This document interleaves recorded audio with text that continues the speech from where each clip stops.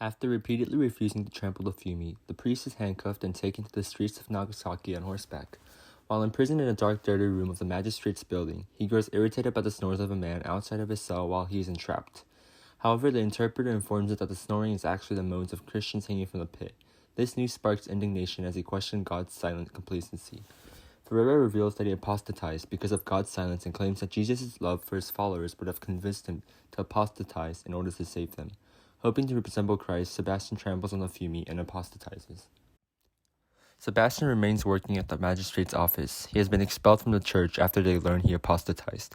He feels resentment towards the superiors in Portugal who are able to carry on their apostolate in tranquility. He admits his resentment towards Ferreira, who he now resembles. The narration shifts to journals of a Dutch clerk. The clerk describes multiple events, including Sebastian's new job to sort out smuggled Christian goods and how every Japanese household is forced to step on the Fumi as a symbolic representation of denying Christianity. When Sebastian meets with the magistrate, he is introduced with a new identity that he will take, and when he returns to his home in Nagasaki, he encounters Kichijiro, who asks him to listen to his confessions. The impact of first-hand experience on comprehending a situation. Before Sebastian is informed of how Ferreira came to apostatize, he depicts his bitter resignation as he is disappointed of his master's incompetence to remain faithful. However, when Sebastian himself is put in the same situation, he ends up stepping on the Fumi. Although he comes to realize the reason behind Ferreira's apostasy through his first-hand experience, Sebastian depicts his concern, for others will never know the reasoning behind his act until experiencing it themselves. Another global issue that the author presents is the interpretation of faith. Although Sebastian has literally stepped on the Fumi, in the last chapter the narrator states that but even if Sebastian was betraying them, he was not betraying his Lord. By including this powerful statement, the author conveys that although Sebastian has apostatized the religion of Christianity, he still worships his Lord, as seen through his act of hearing Kichijiro's confession and continuing to survive in Japan despite the restraints and assimilation he is forced to toil. In chapters 8 and 9, the author utilized third-person narrative to tell the story, often including insightful commentary in between events. However, in chapter 10, the narrator changes to the voice of a Dutch clerk as it presents his journal entries that are listed in chronological order with exact dates. Furthermore, instead of referring to Sebastian Rodrigues as a priest, in chapter 10, the clerk refers to him as another apostate Portuguese. With the shift in narration, the author is able to once again convey how individuals are unable to truly understand Sebastian's unfortunate circumstances, for the clerk merely presents the facts without providing any context or reason behind. For conflicts, for the very first quote in chapter 8, it discusses how, ironically, he previously attempted to avoid death in order to spread the Christian faith. However, this is shocking as now he wishes for death in order to avoid the constant pressure to apostatize and fear of torture. In the second quote, it discusses how he deals with the relentless inner fear that he will suffer fate like Farah. Thus, these words taunt him as he continuously thought over the fate of Farah and how that can connect for the future of himself. In the third quote, it discusses how he was thinking of God and how he selfishly didn't suffer with the Christians. The thought of Garb also appeared in his mind. He imagined him sinking to the sea, which haunted him in his dreams at night. He felt ashamed and embarrassed for what he had done against the Christian people and how opposing Garb was to him in comparison, so he was willing to sacrifice himself for the faith and for the people. In chapter 9, for the very first quote on page 186, Rodrigues was fighting battles with himself since he renounced his faith, except he renounced his faith in order to save the peasants from the pit. Yet he himself believes he is making these excuses to defend himself from his weakness in faith. Page 188 and page 189, these quotes connect in comparison to Farah and B7. On this day from Edo from E. Mazakara, they force citizens to trample on the Fumi. This includes men, women, and even children. Even if a person is sick in bed, they still have to trample on the Fumi, at least laying down. It is a major conflict as they force people to trample on the Fumi regardless how they may feel or what they may believe. On page 200, Rodrigues wants to live in his faith desperately, but was continuously shut down, especially by Ino. Ino strictly believed Christianity could no longer be taught in Japan. Moving on to Epiphanies. In chapter 8 on page 183, Farah tells Rodrigues he will be ignorant if he does not apostatize, which then begins the epiphany of Rodrigues when he decides and realizes that he needs to apostatize. In chapter 9 on page 186, this epiphany is because the people within the church do not have any struggles, so they are not fit to judge the priest for apostatizing. They send out people to be persecuted, then judge them afterwards. When making these judgments, they never have to face real challenges themselves. In chapter 10, on page 199, this epiphany is that Christianity cannot grow in Japan, which is a realization.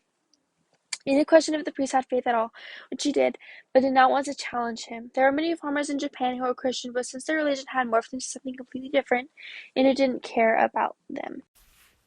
Throughout chapters 8 through 10, Shusaku Endo incorporates various thorough choices. Foremost, he implements an allusion to Judas to convey Rodriguez's lingering sense of betrayal towards Kichihiro. He also discusses how he has questioned the Bible's inclusion of Judas as he fails to grasp an understanding of his purpose, as well as Jesus' reaction towards him. This displays how he continues to question and at times doubt his faith. Following his apostatization, Sebastian endures a similar fate as Ferreira, as they both have remained at the magistrate's office and have been assimilated into Japanese culture. Their identical fate relates to the epiphany Sebastian reached earlier in the novel, that countless followers suffer the same consequences as a result of their faith in unison. A key motif presented is that of Jesus' face. Throughout his ministry work and tribulations, Rodriguez saw Jesus' face, providing him with reassurance and affirming his faith. When met with the conflict of apostatizing to save the tormented Christians, instead of imagining the face, as he frequently has, he is instead provided with the physical manifestation of his face on the fumi. As he declares his unwavering admiration, the face of the fumi encourages him to trample, as his purpose is to endure pain to save others. Whether this instance is an epiphany or a delusion is up to the reader's interpretation. However, this vital moment ultimately convinces Sebastian to apostatize as he places his full trust in Christ. Additionally, the significant motif of the cock is used to represent Christ's coming as well as the start of a new day. The biblical allusion to Peter, who denied he knew Christ, portrays the omnipotent presence of Christ, as he was able to foresee both Peter's third denial and Sebastian's apostatization. After he tramples the fumi, the cock crows, symbolizing how his benevolent act, which also betrays his religious institution, allows for Christ to save those in the pit. The instantaneous act of dawn breaking further signifies salvation and hope for the prisoners, as Jesus represents a new light in the world that saves. In these final 3 chapters, Inoue reveals to Rodriguez the true reason why they're persecuting the Christians. It's not because Japan has animosity towards Christianity as a religion. It seems as though they don't care what religion the Japanese practice. They want to get rid of the idea of Western control over Japan, and Christianity serves as a symbol as that, which is why they want to get the priests to apostatize. They don't care about the Japanese, and this is reflected through a change in the way the Japanese are depicted. While before they were depicted as devout and faithful to Christianity to the very end, in these final 3 chapters it shifts, and they're portrayed as not truly understanding the religion. And we see that in the farmers that Inoue talks about in chapter 10, in places such as Goto and Ikitsuki, because their Christianity has morphed into something completely different from Western Christianity, and that's because they don't have contact with the priests from the West. And so they don't apprehend them for that because they're not under the control of the West. And so we see a shift towards the Japanese becoming puppet-like figures for Japan to get rid of that Western influence. We see that's exhibited in the farmers that Inoue talks about in chapter 10, and also in chapter 8, where they're hung in the pit to make Rodriguez apostatize. And even though they've already apostatized, they don't care. They want to get rid of the Western influence, so they're using them to that advantage. They weren't portrayed like that before. Before, they were shown as their own people with their own struggles, and they were very three-dimensional. Now they're really just puppets. The overall tone of the narrative shifts in these final 3 chapters as well. It becomes a lot more grim and introspective, and the attitude of the narrative becomes a lot less favorable towards Christianity. And this is shown in several ways. For one, Rodriguez apostatizes, and then while he claims to still be a devout Christian, he then goes around finding Christian artifacts, and that results in the persecution and even execution of Christians. So he's playing a direct role in the killing of these people. So he's almost on the opposite side now. He's turned into a Judas figure. Also, the Christian church is villainized for making Rodriguez arrogant. He laughs at the Christians hanging in the pit because he thinks it's snoring, so he's completely oblivious, he's ignorant to their struggles, and it takes the forceful persuasion of Ferreira to make him realize what he's doing, how he's favoring his own salvation over their well-being, and he's letting them hang in the pit because he doesn't want to go against the church. And so that reveals a selfish nature to all of this. And also, Christianity is criticized because it doesn't work in Japan. Inoue says Rodriguez wasn't defeated by him, he was defeated by Japan. And that goes against the idea that Christianity is this universal religion, because if it doesn't work in Japan, then obviously it is not universal. For our first 40-line passage, we will be examining pages 181 through 182, beginning with the line, "If you say that you will apostatize," and ending with the line, "more important than missionary work." This passage presents the global issue of politics, power, and justice. Endo depicts the power the church has over one's perception of faith.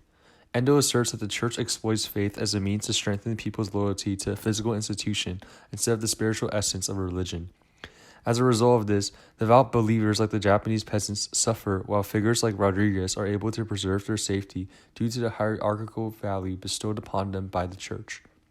On the flip side, Endo also depicts the global issues of belief, value, and education, demonstrating that the strength of one's sense of morality. As Vieira explains, Rodriguez's moral obligation to save the peasants is more important than the church and more important than missionary work. It is therefore very significant that Rodriguez tramples the Fiume, illustrating how he overcomes his fear of becoming a dreg of the church in order to do what he perceives as the morally righteous thing to do. A salient feature in this passage is the parallels between Sebastian Rodriguez and Jesus Christ. In this passage, Vieira draws Christ as a figure that would have apostatized to save the peasants, beseeching Rodriguez to do the same. By characterizing Jesus in this light, Vieira asserts that true faith is one's adherence to what one considers morally righteous. By acting like Christ and stepping on the Fiume, Rodriguez supports this notion of faith. A theme captured in this passage is the idea that one must sacrifice for faith. We see this lesson played throughout the entire novel, yet here it is between Rodriguez and the face of Jesus, and he must trample it to save the peasants. Vieira's truthful statement that this will be the most painful act of love testifies to the strength of faith.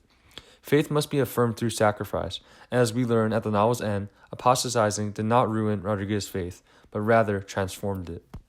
Now we can examine the next 40-line passage, which begins on the bottom of page 202 with "The strong never yield to torture" and continues until page 204. This portion of text connects to the global issue of politics and power, as well as beliefs and values.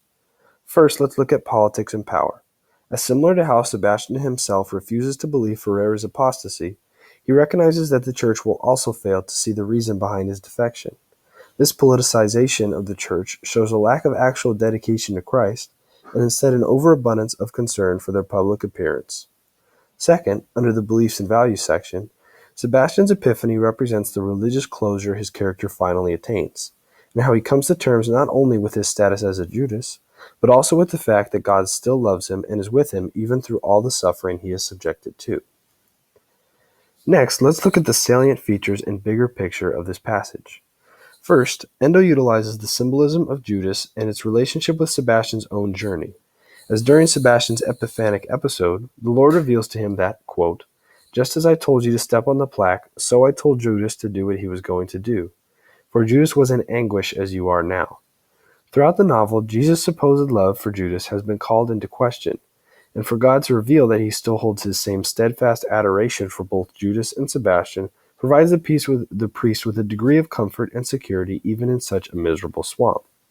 Second, Endo references the novel's title, Silence, in the final sentence of both this section and the novel, as Sebastian extols the machinations of the Lord, saying to the heavens, quote, "Even now I am the last priest in this land. But our Lord was not silent. Even if he had been silent, my life until this day would have spoken of him." This conclusive viewpoint upon the title reveals the closure of Sebastian's character and the reaffirmation of his faith in God even when he